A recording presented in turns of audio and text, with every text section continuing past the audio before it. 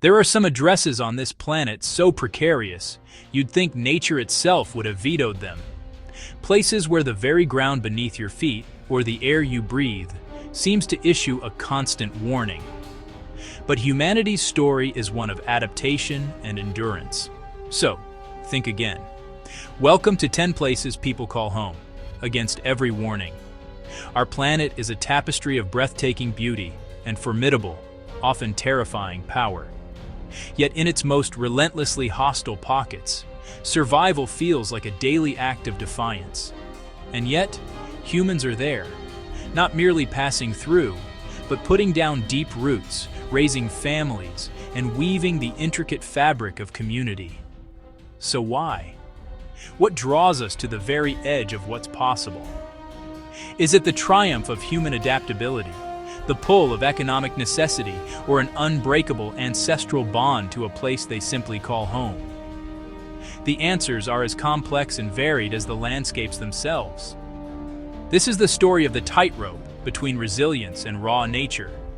10 places, 10 acts of daily defiance. Our journey begins here, in the stunning Bay of Naples, where breathtaking beauty lives beside a slumbering giant. This is the domain of Mount Vesuvius, a volcano born from the immense geological pressure of the African plate diving beneath Eurasia. Today, over 600,000 people live inside its designated red zone, the area of greatest danger, betting their lives on the calm between eruptions. But history offers a chilling warning. In AD 79, a cataclysmic eruption turned the bustling cities of Pompeii and Herculaneum to ash and memory. Now, the volcano is one of the most intensely monitored on Earth. Scientists track every tremor, gas emission, and ground deformation, searching for the slightest hint that the giant is stirring once more. In America's heartland, Tornado Alley breeds supercells, rotating thunderstorms that can spawn funnels spinning at over 200 miles per hour. Here, the sky is both a source of life and a constant threat. Meteorologists watch Doppler radar with hawk-like intensity, searching for the telltale hook echo that signals a developing twister. When the sirens wail, it means seconds, not minutes. For families, the drill is instinct. Grab the go bag, get the pets, and move to the lowest, most interior room. Basements and reinforced safe rooms are essential, not optional, built into the very architecture of survival. Preparedness runs deep in the culture, a shared language of vigilance. Yet when a monster twister finally descends, all the preparation in the world gives way to a single primal act. You take cover, and you hope. The 1986 Chernobyl disaster turned a thriving region into a radioactive ghostland, an infamous symbol of invisible danger. The air itself is clean, but the soil contains residual hotspots, pockets of contamination that make the hazard unpredictable. Despite the official exclusion, some elders, known as Samozli or self-settlers, slipped back. They chose the familiar landscape of home and the power of memory over the sterile safety of exile. They navigate the risks, avoiding certain areas and growing food in familiar gardens. For them, the chronic, low-level health risks are a worthy trade-off because the bonds to this place run deeper than caution.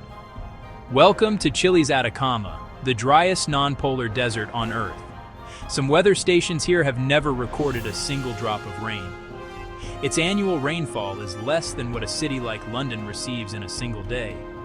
Yet, life persists through remarkable ingenuity. Water arrives not from the sky, but through steel lifelines pumping it from distant aquifers, or is literally combed from the coastal fog, the Camanchaca, using vast nets that drip precious moisture into collection systems. This water sustains not just small communities, but a massive mining economy that extracts copper and lithium from the arid earth. It's a testament to engineering and grit, sustaining life where nature offers almost nothing. The Maldives, a postcard-perfect nation of coral atolls, and the world's lowest-lying country with an average elevation of just 1.5 meters. For its people, the sea is both livelihood and an existential threat.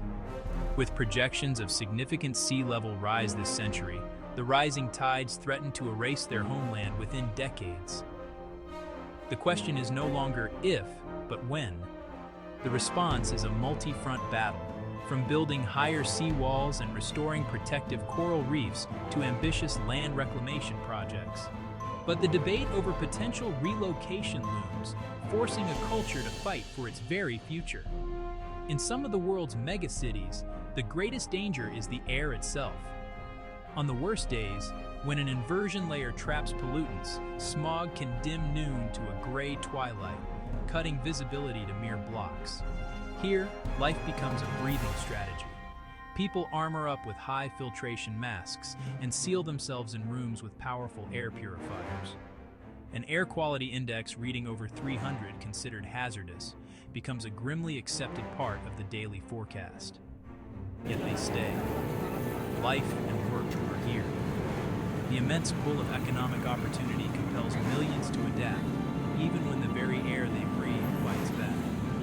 From the trembling earth of a restless volcano to the rising tides of a threatened nation, we've seen how far we go to call a place home. Why do we stay when nature tells us to leave? These aren't just extreme places on a map. They are profound stories about us.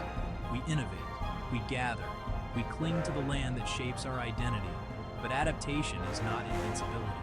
These places speak of resilience, risk, and the difficult choices we make for heritage, for opportunity, for home. The line between surviving and thriving is thin, drawn by community, knowledge, and hope. Like, share, and subscribe to Open Mind Flows.